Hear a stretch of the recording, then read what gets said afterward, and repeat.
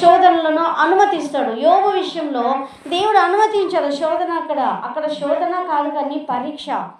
దేవుడికి ఆ బిడ్డ పట్ల ఉన్నటువంటి నమ్మకం అక్కడ రుజువు చేయబడుతూ ఉంటుంది. అయితే ఇక్కడ మనకు తోడై ఉండే పరిస్థితి ఏంటంటే, మనము జలములలో పడి నడిచినప్పుడు, అంటే ఆ కష్టమైన సమయాలు, పరిస్థితులలో మనం మునిగిపోతామేమో, పరిస్థితులలో మనము దాటలేమేమో, పరిస్థితులలో మనం ఓడిపోతామేమో, ఇంకా పరిస్థితులలో మనకు విజయం అంటూ ఉండదేమో, ఆశీర్వాదము చూడమేమో, ఆశీర్వాదం చూడడానికి కూడా ఆనవాళ్ళకు కూడా కనపడని పరిస్థితి జలములలో పడి దాటడం.